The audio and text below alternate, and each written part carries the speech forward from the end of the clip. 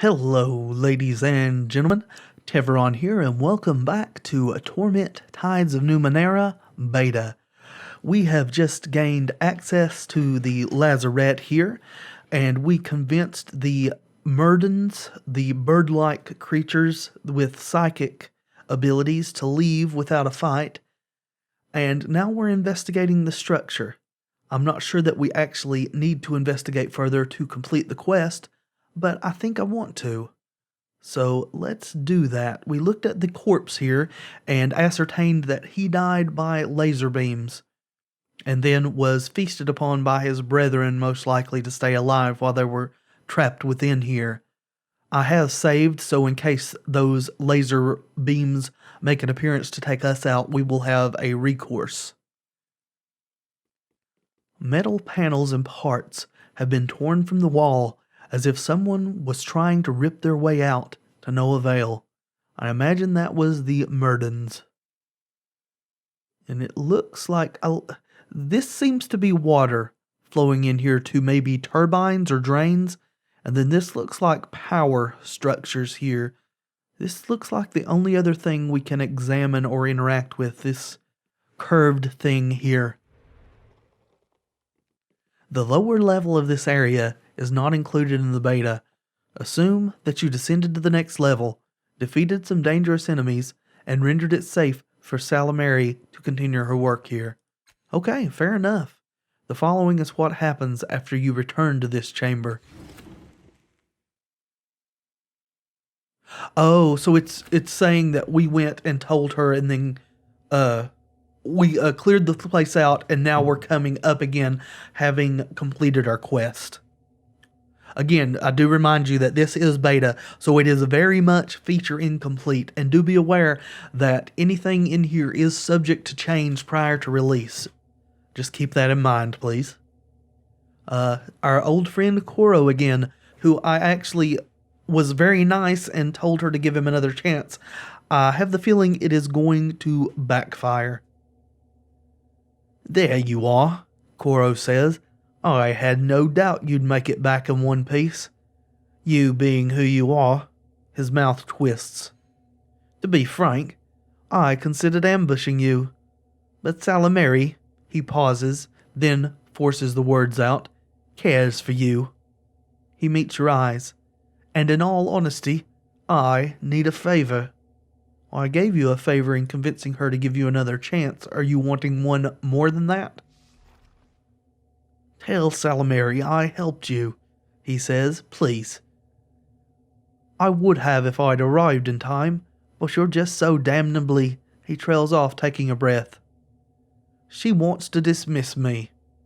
Help me change her mind, and I'll tell you something I know about the Order of Truth. I deserve more than secrets for doing your dirty work. Let's see, you seem awfully concerned about Salameri's opinion.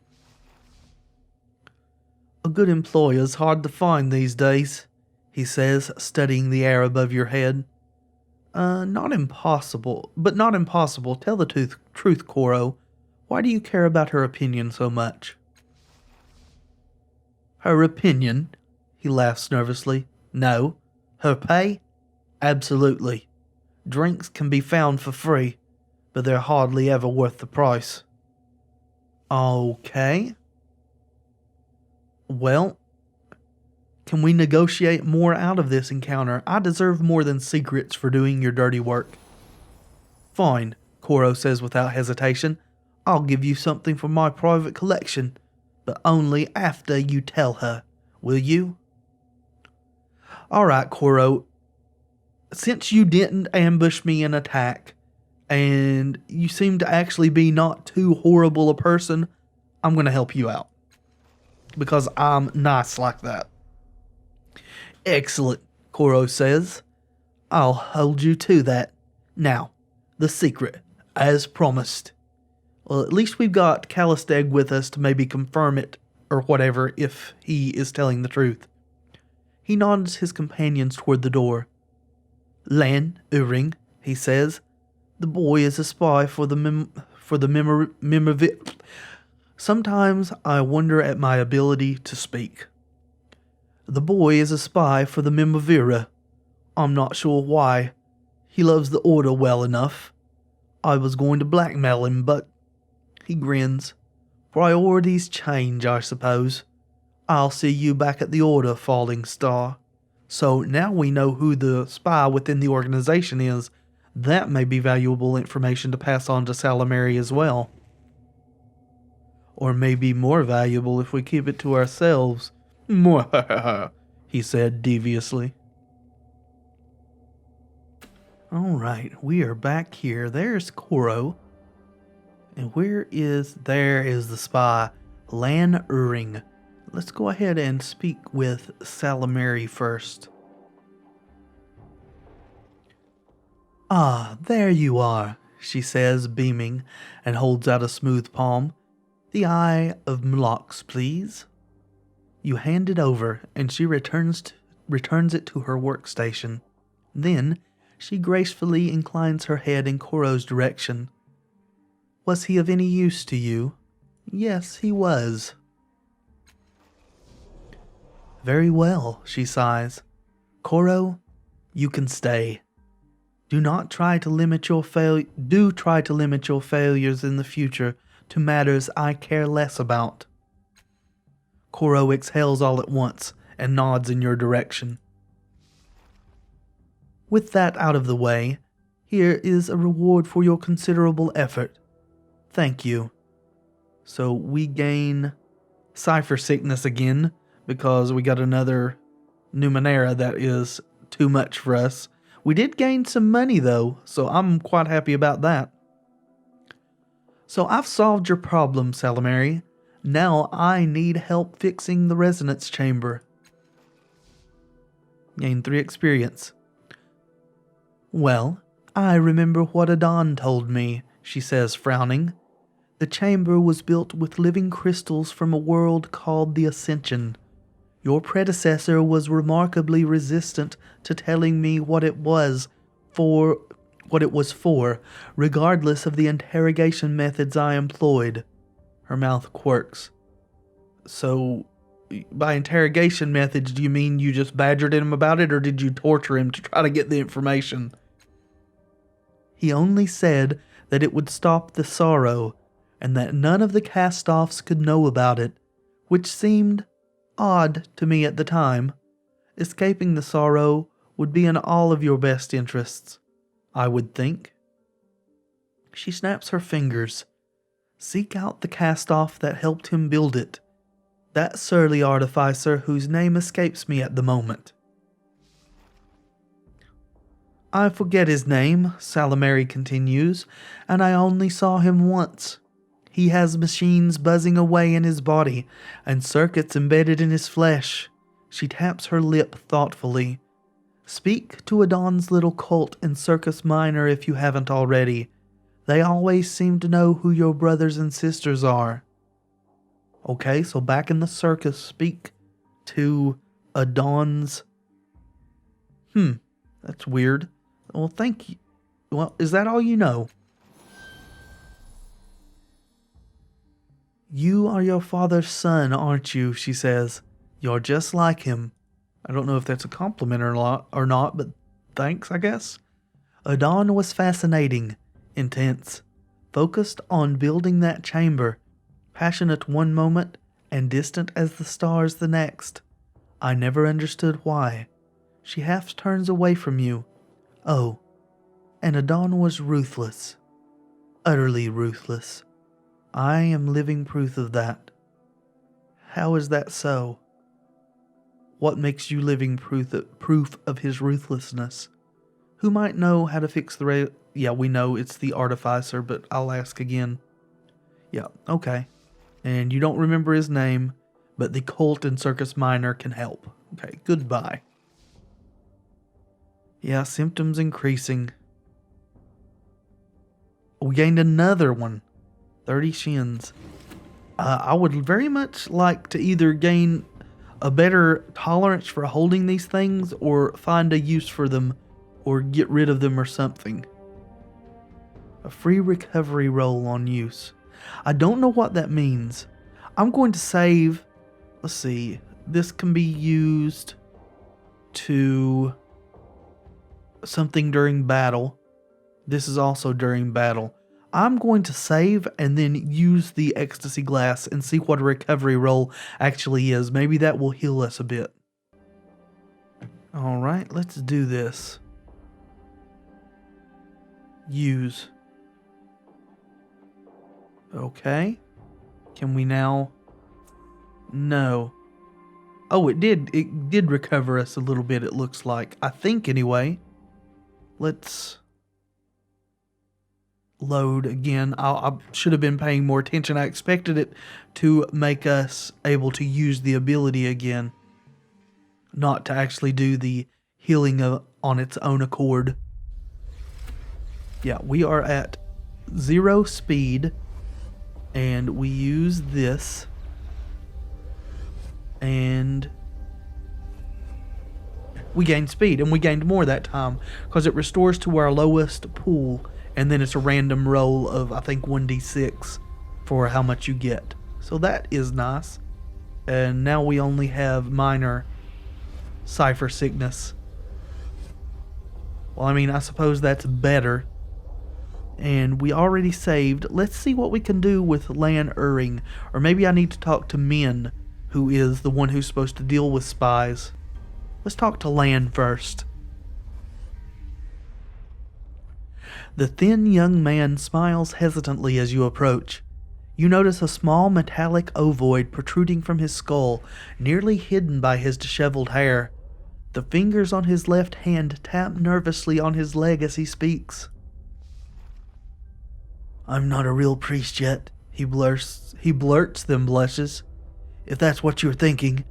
Usually visitors only talk to me because they think I'm a priest, but I'm still a novice."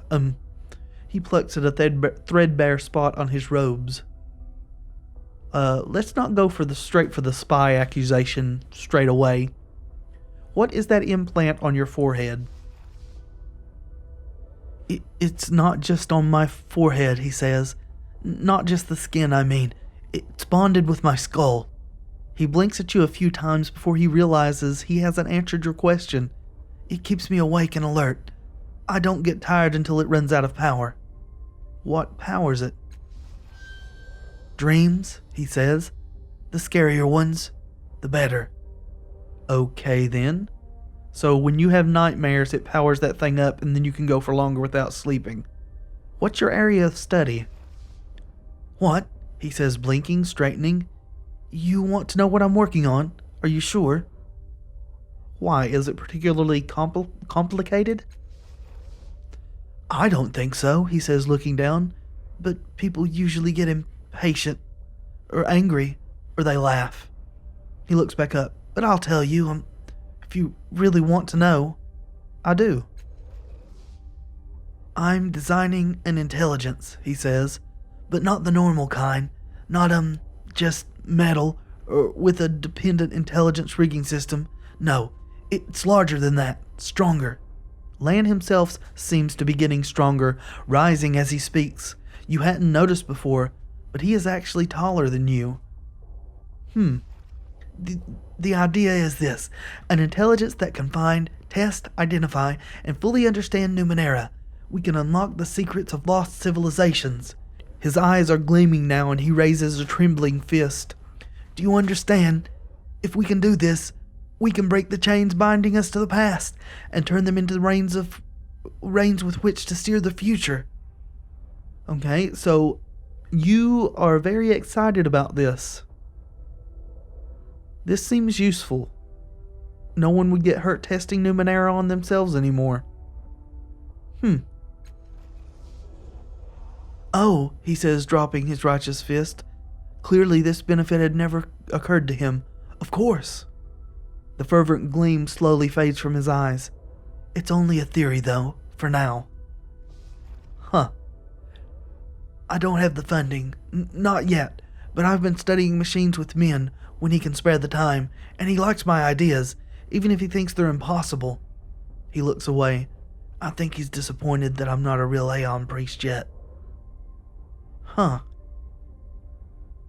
I don't know if this guy really is a spy or not. There's two theories that are warring within my brain right now. One is that Koro's wrong and he's not a spy. And two is that this funding he needs, that being a spy is a way to achieve that funding so that he can achieve what he is so feverishly seeking. So it could be one way or the other. Do you want to be an Aeon Priest? Oh yes, he breathes. That would change everything. Only full Aeon Priests have access to the Order's funds. I can use them to build a full prototype. Min might protest, but he'll understand once I get the design right. He licks his lips. They're dry, almost leathery. I just need to get it right, that's all. So, what do you need to become an Aeon Priest? You have to make a major discovery, he says. A mystery that's remained unsolved for a long time, but I've spent too much time on my own research. He looks down at his feet. I haven't gotten anywhere. Yeah, I'm not going to do that because he may be a spy. So, I know you're a spy for the Numenera. How did you... He begins, clutching his trembling fingers. No, it doesn't matter. It's true, but it's not what you think. He sweeps the room with a terrified look and continues in a whisper. I needed the money for my work. The Order doesn't pay for anything besides basic living expenses. One of the Numenera's people came to me and offered me money for a favor. I took it. Of course I did. Yeah, I guess my second theory was the correct one. But when they found me the next time, they didn't want me to make or study anything. They wanted me to spy on the Order. His lips tremble. I said no, and they hit me over and over, and every time I woke up, they hit me again. They beat me until I said yes. Oh, so you thought that they were trying to fund your research, and it turns out they wanted you to spy because you're too silly and too focused on your fanaticism to realize, and now you've been forced into it. Well, let me help you. No, he says, blanching.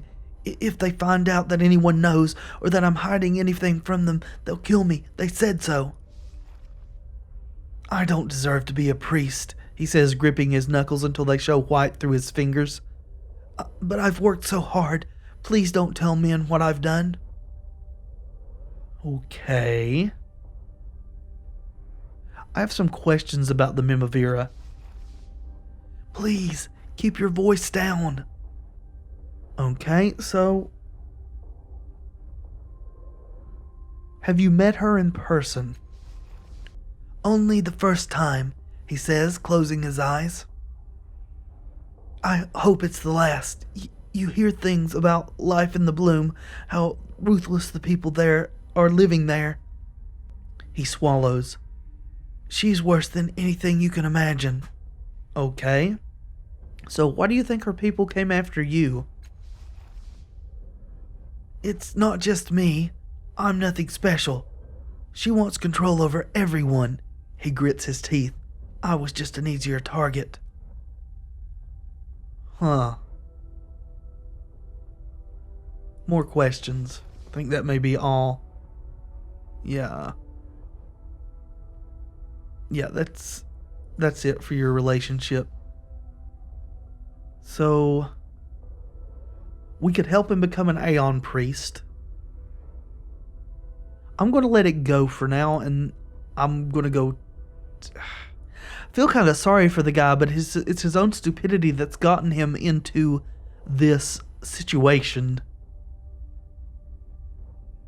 And he doesn't want me to help.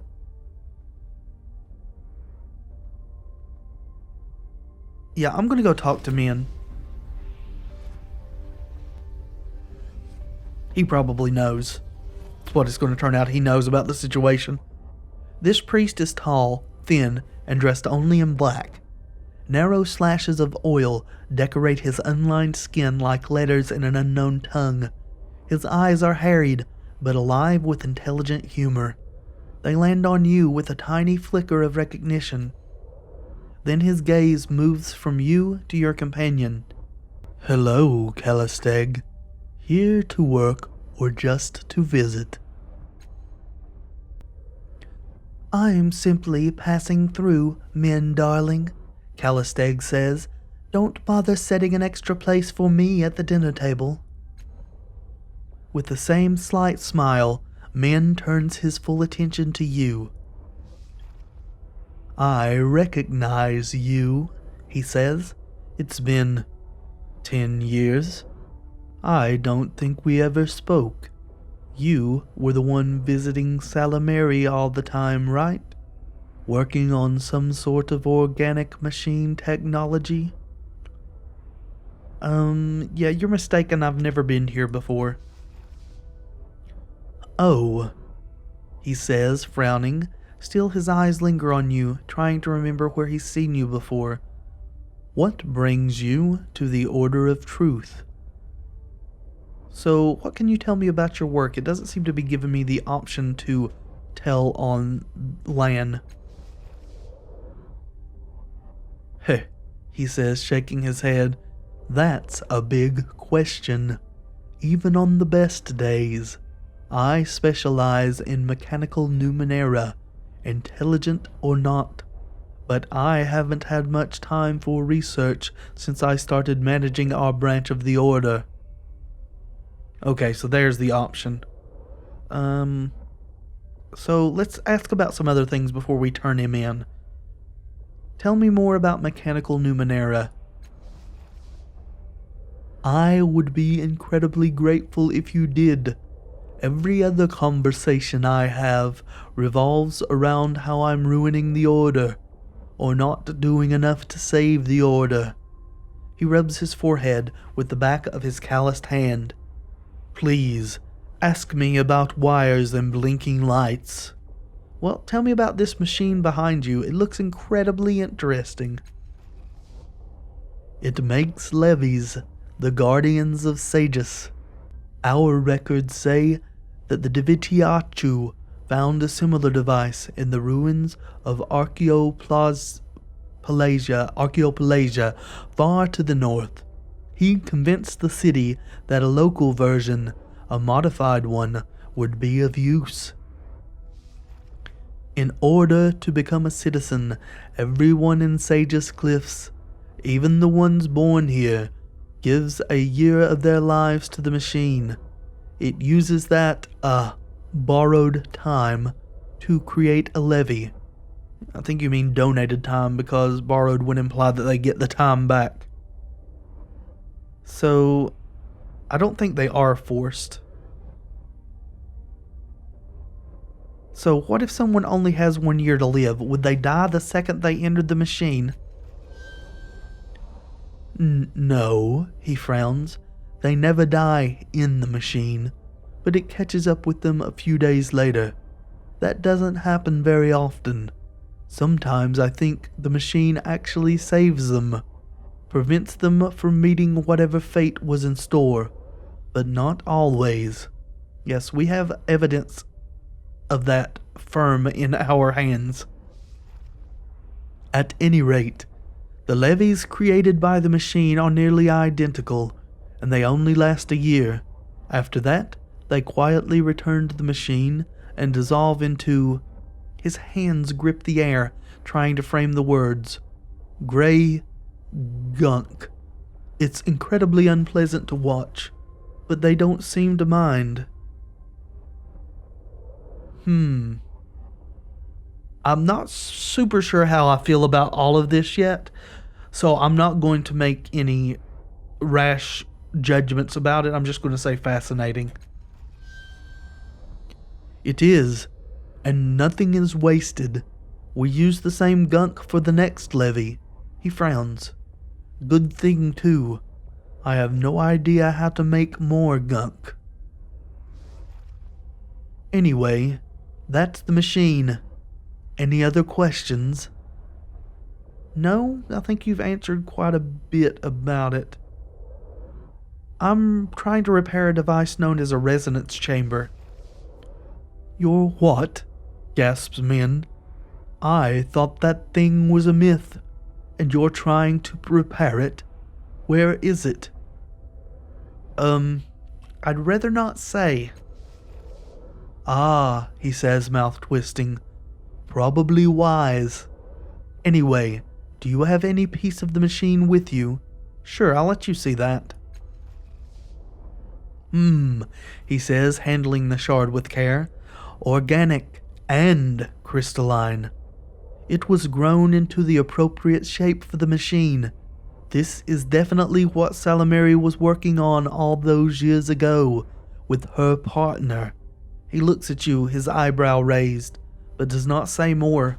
Reluctantly, he hands it back to you. In all honesty, I focus on more traditionally powered machines. Salameri has some experience with organic machine construction. You might ask her about it. Okay. Alright, let's talk about something else. The Order of Truth. What is it? Good question. He chews his lips for a moment, framing his word. We live on the surface of a vast labyrinth of layered ruins, packed with relics and artifacts, windows into the past. Some people are content to find them, use them, and sell them, he grins. But not the Order of Truth, not the Aeon Priests. We want to understand the Numenera, study them, point at them, and argue about them. Now in the West, the Order of Truth is much bigger than this little enclave. It's a vast organization led by the Amber Pope. Out there, our words turn the heads of kings. He shrugs. Around here, we occasionally get discounts on equipment from local vendors and a free cup of tea. Not that I'm complaining. Okay. So how did a chapter of the Order of Truth end up out here? I'm guessing it's because of the reef. It was founded 300 years ago by a Varyelan nano named Divitaku. That's his statue outside. He governed, or you could say, ruled, the Order with more force than you see in traditional chapters. He set us up in this spire, handpicked new members, and chose them for particular projects of his design. We're not quite that organized these days, he says, shrugging. For better or for worse, leaders are chosen by consent of the other priests and priestesses, and they don't have a say in what everyone works on. They just deal with the politics and the paperwork so that everyone else can focus on their ruinous side projects and hideously dangerous experiments. He flashes a grin. Which is to say, I'm the leader because I'm the one who admits we need to eat. That's pretty interesting. So, leadership is a lonely path. I wish that were true, he says. I'm rarely lonely. People visit me all the time, usually furious and waving their hands. He sighs. But someone has to deal with the world outside these walls. Well, good to see that Sages makes scholars live in the real world. I don't know about that. It's a shame the Order has to earn its keep in this city. Well, it has its ups and downs, he says, shrugging. Some of our people could use some grounding. What else do you want to know about the Order? You told me how long. Let's talk about something else. I'm going to go ahead and tell him about Lan. Surprise washes the gentle mirth from Min's face to reveal the stone expression of the man who protects the priesthood from the plots of Sages' governors. The Order of the Head of Truth. I guess I was wrong. He didn't know. He turns to address Lan, but the younger man is already on his way over, stammering and trembling. I didn't have a choice, Min, he says, his eyes red-rimmed, desperate. They said that they would kill me if I kept anything from them. Yeah, Min says. Well, good news. You're safe now, because you'll never have access to the Order of Truth again. Pack your things and get out.